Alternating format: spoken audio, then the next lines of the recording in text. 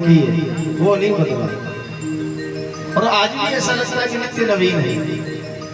तो भगवान की कथा नित्य नवीन है, भगवान की जो लीलाएं हैं वो भी नित्य नवीन है।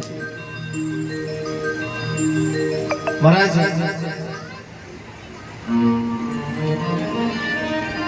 नंद बाबा के यहाँ पर जैसे ही नंद बाबा को मालूम चला,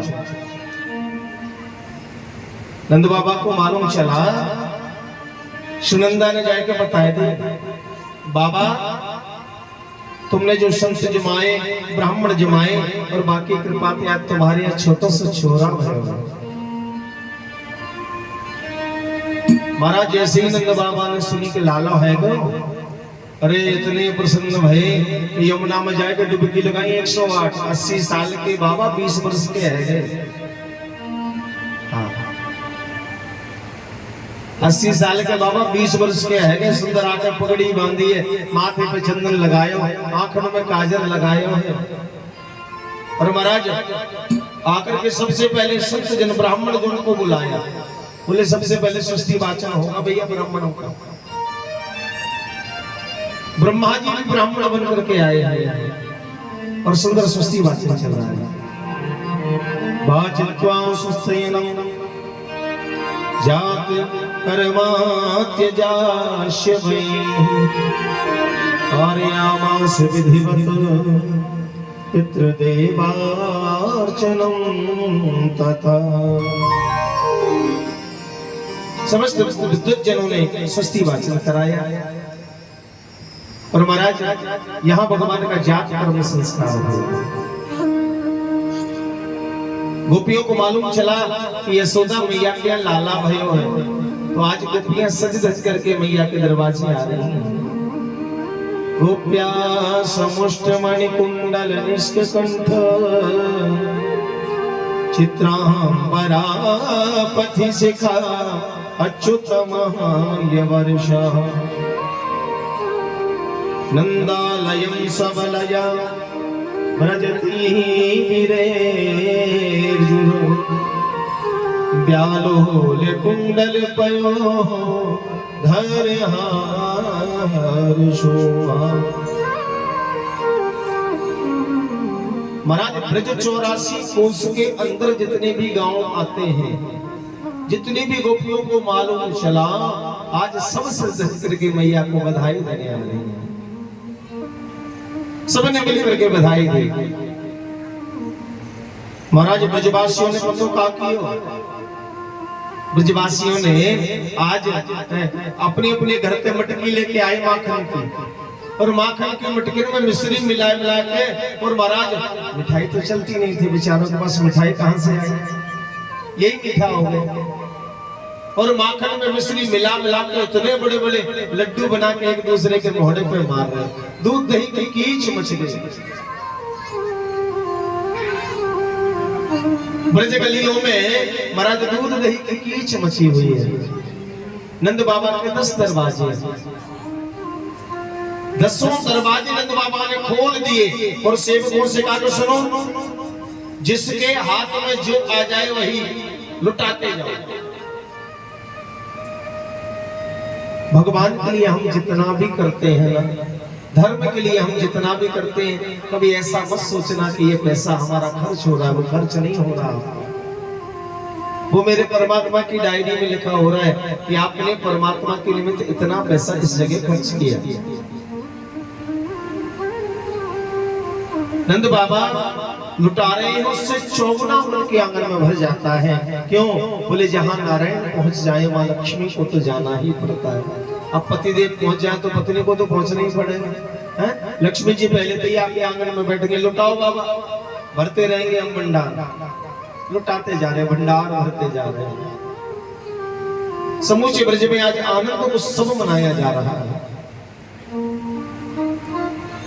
बोले आज ब्रज राज जो के लाला को जन्म भयो, छायो उर्मोद अति भयो सुखदाई।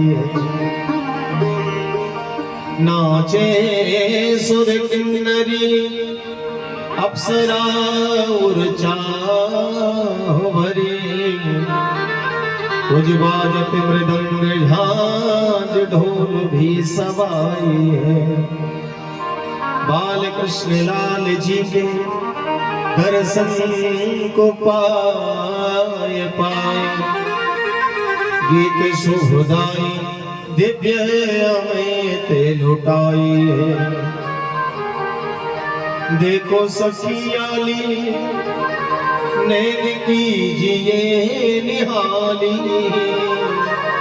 और नंद जो के द्वार आज बजत बधाई है। नंद जो के द्वारे आज बजत बधाई है। आज नंद बाबा के द्वार पर बधाइयां हो रही हैं, ब्रजवासी नाच रहे हैं, झूम रहे हैं, गा रहे हैं।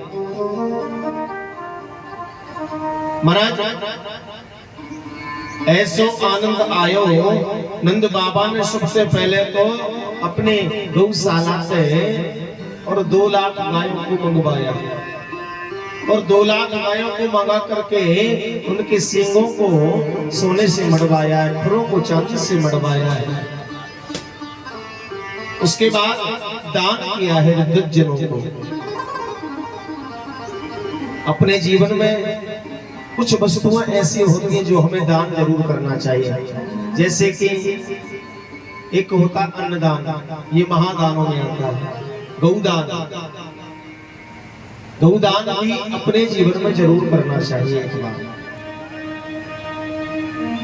और गौदान भी ऐसा करना चाहिए, ऐसा नहीं कि जो गाय फालतू है, दूध दे नहीं रही है, घर में बांधने की परेशानी, बोले क्या करें, बोले इसका दान कर दो।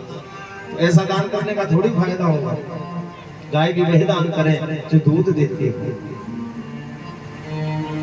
भूमि दान, गज दान,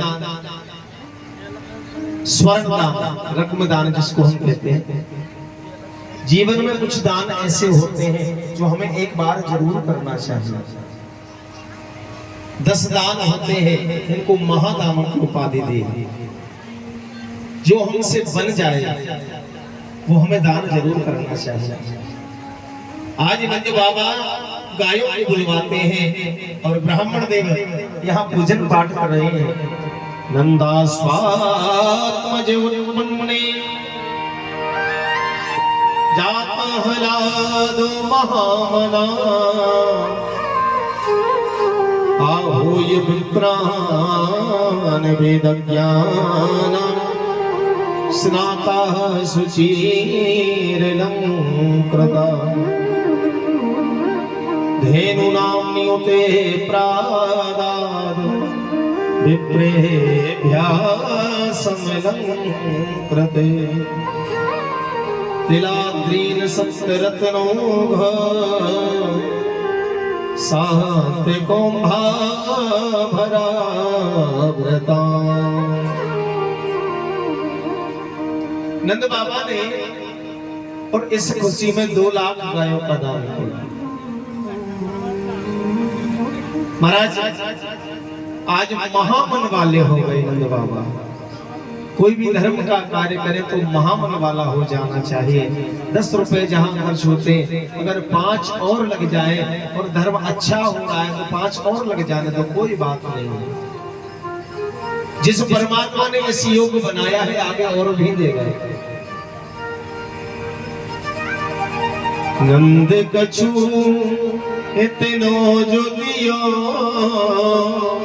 घर श्याम कुबेरो कीमती बोरी, और देखत मोहे लुटाए दियो, न बची बचिया छचिया न पिछो। नंद बाबा लौटाते जा रहे हैं। किसी दरवाजे पर महाराज धन मिल रहा है, पैसे मिल रहे हैं, सिक्के बांट रहे हैं। अब कोई सिक्का लेके आया, जब तक दूसरा वाला मिल गया, बोले भाई तू क्या लेके आया? बोले मैं तो एक एक के सिक्के 5-5 के सिक्के लेके आया। अच्छा तू क्या लाया? अरे मैं तो चांदी के सिक्के लाया। उस दरवाजे पर चांदी के सिक्के मिल रहे थे। महाराज वो जो धन और जो लिया था वो वहीं पटक दिया, चांदी के सिक्के लेने दौड़ गए। चांदी के सिक्के लेके दौड़ा, जब तक दूसरा आ गया, भैया तू क्या कर? बोले मुझे सोने के सिक्के। बोले किधर? बोले 5 नंबर के दरवाजे पर। चांदी के सिक्के वही पलट दिए, सोने के सिक्के लेने दौड़ गए। किसी पर रत्न लुटाए जा रहे हैं, किसी दरवाजे पर वस्त्र लुट रहे हैं, किसी पर मिठाइयां लुट रहे हैं। समूचे ब्रज में बड़ा ही भाव जाग रहा है। ब्रज में है रही जय जयकार, नंद घर लाला जाए। ब्रह्मानंद समान आज सुख सबने पायो है। ब्रज में है रही जय जयकार, नंद घर लाला जाए। नंद बाबा के आंगन में तो आनंद उत्सव मनाए जा रहे हैं। सभी ब्रजवासी बड़े हर्षोल्लास के साथ में उत्सव मना रहे हैं। नंद बाबा ने ब्रजवासियों से बोला, भैया ब्रजवासियों, एक काम करो, तुम लाला का उत्सव मनाओ और हम जा रहे हैं कहां? मथुरा कर देना है कंस का। आज नंद बाबा ने अपनी गाड़ी में सामान भरा और गाड़ी में सामान भर के कर देने के लिए कंस का, और मथुरा पहुंचे, कंस का कर दिया। अपने परम मित्र वसुदेव जी से मिलना हुआ है। नंद बाबा वसुदेव जी से मिले, जाकर के प्रणाम किया वसुदेव को जेल में, और कहते हैं, अरे बाबा भैया वसुदेव, हमें जब मालूम चला कि आपके पुत्रों को और दुष्ट कंस ने मार दिया तो बड़ा कष्ट हुआ। ये भी पता चला कि बाद में कन्या का जन्म हुआ, और वो कन्या भी मारने के लिए जब कंस आया तो कन्या भी आकाश में उड़कर चली गई। अब वसुदेव जी ये तो नहीं कह सकते कि तुम्हारे यहाँ जो लाला है वो हमारा ही है, हम ही रात में छोड़ के आए, ये नहीं था। क्यों? इसलिए नहीं कहा कि अभी इनका जो मन है, अभी इनके अंदर जो आनंद उत्सव भरा हुआ है, वो आनंद दूर हो जाएगा, इनको दुख हो जाएगा, इसलिए नहीं कहा। क्या कहा? वसुदेव जी कहते हैं, अरे भैया कोई बात नहीं है नंद बाबा, तुम्हारे यहाँ जो लाला है हम उसको प्रेम दुलार कर लेंगे, उसी को अपना मान लेंगे। अहोते देवकी पुत्रा कंसेन बहवो हता। इधर कंस ने आपातकालीन सभा बुलाई, और उस सभा में कंस ने अपने समस्त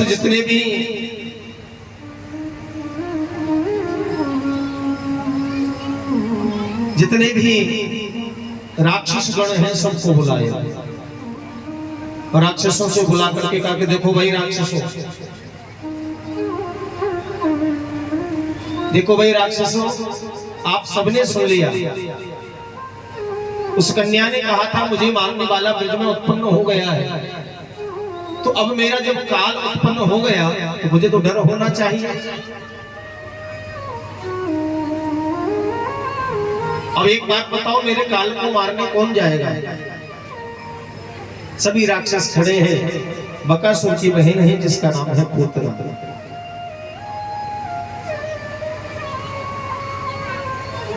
नाम भी अच्छा नहीं है पूतना, और काम भी अच्छा नहीं है। महाराज आज पूतना ने कहा कि महाराज मैं जाऊंगी आपके दुश्मन को मारने।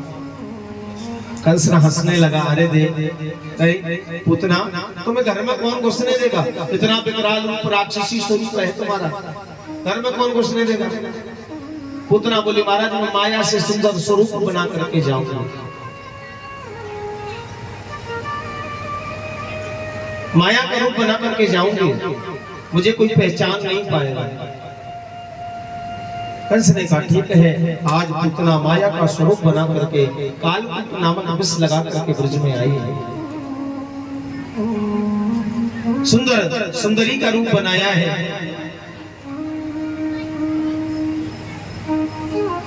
और सुंदरी का रूप बना करके आज ब्रज में आई है। सुखदेव जी कहते हैं, राजन पूतना ने आकर के समस्त ब्रजवासियों के बीच से और आकर के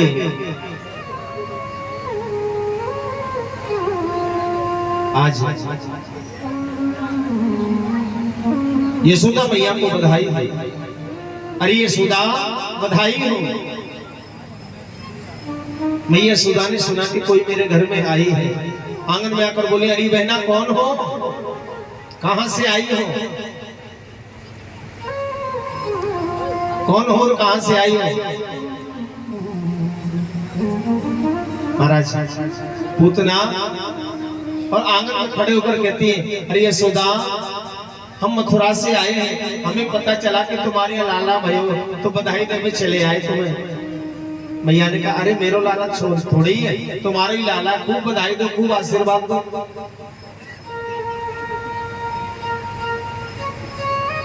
भगवान पल्ले में सो रहे हैं। आज मेरे परमात्मा की उम्र मात्र 7 दिन है और पूतना आ गई मारने। महाराज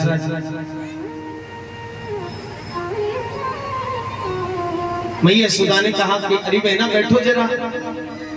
यशोदा मैया ने बैठा लिया पूतना को, पूतना बैठ गई। पूतना ने कहा, जरा अपने लाला को बताओ, थोड़ा आशीर्वाद दे दे। मैया ने कहा, वो पालने में सो रहा है, आशीर्वाद खूब दो, तुम्हारा ही लाला है। जाकर के आशीर्वाद दिया। यशोदा क्या है? जो भगवान की लीलाओं में यश प्रदान करे वही यशोदा है। यशम ददाति इति यशोदा। राधा रानी की मां का नाम है कीर्ति। जो भगवान की लीला में, राधा रानी की लीला में कीर्ति प्रदान करे वही कीर्ति है। मैया यशोदा लाला को वहां पालने में बता करके और थोड़ी कहीं किसी काम से बाहर चली जाती है। पूतना तो यही चाहती थी कि कब मैं पालने के पास पहुंचूं और कब अपना कालकूट नामक पुष्प भरा स्तन इसके मुख में दूं। एक आध दो घूंट पिएगा और पीते ही मर जाएगा, मुझे कौन पकड़ पाएगा, मैं भाग जाऊंगा। लेकिन ऐसा नहीं हुआ।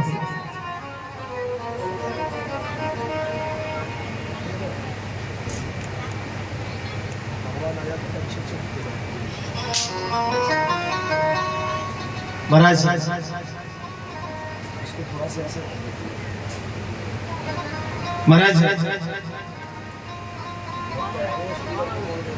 जैसे ही मैया गई, पूतना ने लाला को उठाया और उठा करके अपनी गोद में लिटाया। जैसे ही गोद में लिटाया तो महाराज जैसे ही गोद में लिटाया, भगवान ने अपनी आंख बंद कर ली।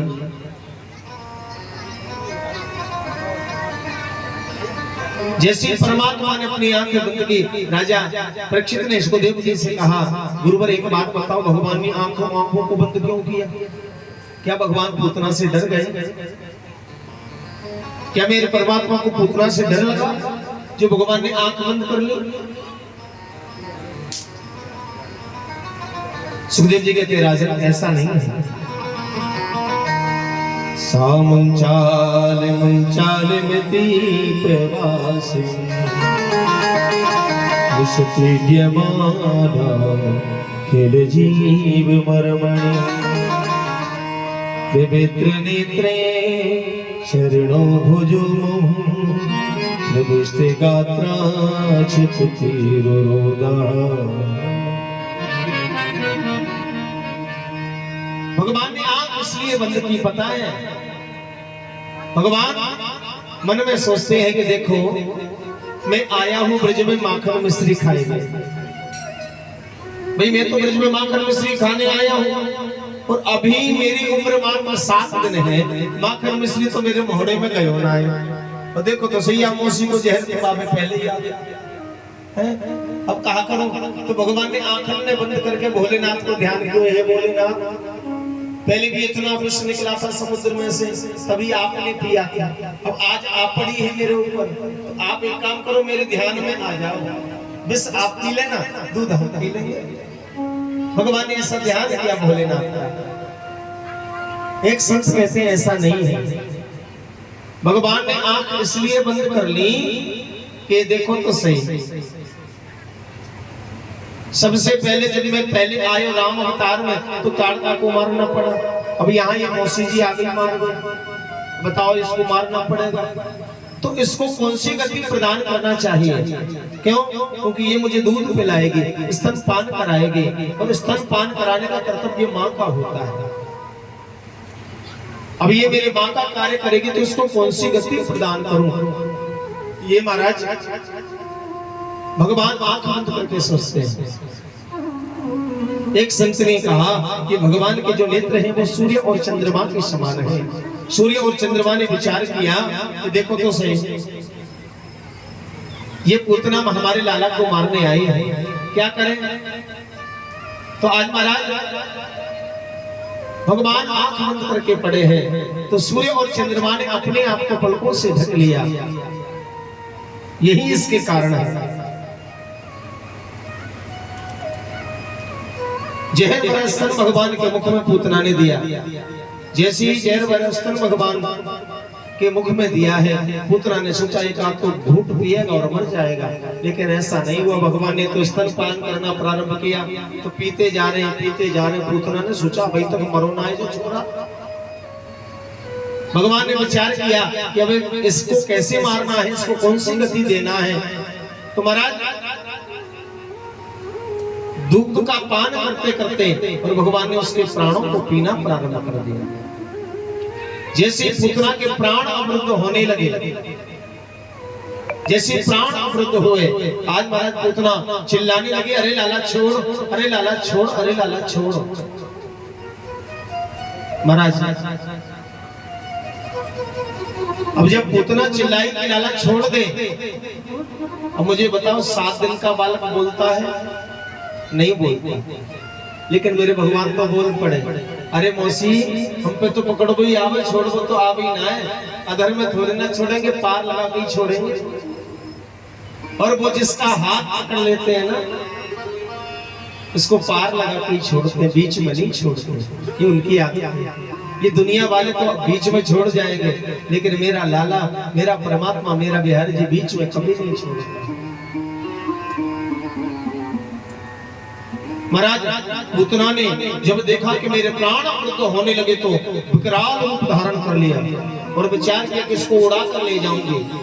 जैसे महल से बाहर निकली, महाराज थोड़ी दूर उड़ पाई, जब तक उसके प्राण अमृत हो गए, धड़ाम से गिर पड़ी। अब पूतना का शरीर कोई छोटा मोटा तो था नहीं, 18 किलोमीटर लंबा चौड़ा शरीर था पूतना का। जैसे गिरी महाराज ऐसे आवाज आई जैसे कि पहाड़ गिरे हो। ब्रजवासी तो उस सब मना रहे थे। ब्रजवासी बोले भैया रुको जी, आवाज कहां से आई? एक बोलो भैया ऐसे लगे टिकाऊ की पुरानी अटारी फटारी होगी, गिर गई होगी। हाँ, एक बोलो ना भैया अटारी की आवाज ना है, या तो ऐसा लगे जैसे कि पहाड़ गिर गए हो। चल के देखिए, पूरे गांव में देख के आए तो छूना भयो। एक दौड़ो गए तो बाहर देखो भैया विशाल राक्षसी पड़ी है। दौड़ो आयो, अरे भैया बाहर चलियो, माँ देखियो कंस को बगीचा चकनाचूर रह गए, बड़े बड़े पेड़ टूट गए। ब्रजवासी दौड़ करके गए, जाकर के देखा कि पूतना का विकराल स्वरूप शरीर पड़ा है। विकराल स्वरूप शरीर को देख करके पहले तो ब्रजवासी घबरा गए। एक ने देखा कि महाराज पूतना के वक्षस्थल पर मेरा गोविंद किलोल कर रहा है, तो वो चिल्लाए ना, बोला अरे भैया देखियो, जा लाला को हम उत्सव मना रहे, वो लाला को देखियो, वो तो ये राक्षसी के ऊपर बैठो है, क्या के वक्षस्थल पर खेल रहे हो? ब्रजवासी बोले ये कहां से आयो? एक बुजुर्ग बोलो, वो को तो ऐसा लगे जैसे ये राक्षसी हमारे छोरा को मार के आई है। हाँ देख ले, हमारे छोरा ने बापू मार दे। एक काम करो भैया, छोरा को नीचे उतार के लाओ। ब्रजवासी बोले भैया हम ना जा रहे, तो इतनी बड़ी राक्षसी हाथ पटक देगी तो मर जाएंगे भैया। हाँ खूब पास में ना जाने तैयार भयो। भगवान का सखा छोटा सा मनसुखा, हाँ मधुमंगल, बोलो देखो मैं देखूं जिंदा या मर गई, लाठी मार के देखी पूतना। बोले भैया मर गई, चढ़ के गए, लाला को उतार के नीचे लेके आए। अब ब्रजवासी माताओं को मालूम चला कि यशोदा का लाला राक्षसी के हाथ में चला गया। अब तो भैया बुजुर्ग माताओं ने यशोदा को डांटना प्रारंभ कर दिया, अरे यशोदा तू बाबरी है गई, तू पागल है गई, इतनी उम्र में तेरे महाराज 85 वर्ष की उम्र में, नंद बाबा थे 80 वर्ष के और मैया यशोदा थी 85 वर्ष की, 5 वर्ष बड़ी थी। हमारे ब्रज में ब्रजवासी कहते हैं बड़ी बहू बड़े भाव। हाँ छोरा पे अगर छोरी बड़ी हो तो चलेगा, कोई बात नहीं। बड़े भाग हो में। और आज भी ये नियम है महाराज, ब्रज के अंदर जो विवाह होते हैं ना, वो ब्रज के अंदर ही होते हैं, बहुत कम बाहर जाते हैं। ब्रज की छोरी और ब्रज की गाय कर्म फूटे तो बाहर जाए, ये हमारे ब्रजवासी कहते हैं। ब्रज में ही विवाह होते हैं। आज मैया यशोदा रो रही है, लाला को उतार करके गोदी में लाई है। पूर्णमासी पुरोहितानी ने आज लाला को और गौमूत्र से स्नान कराया। महाराज गौमूत्र में बहुत ताकत होती है।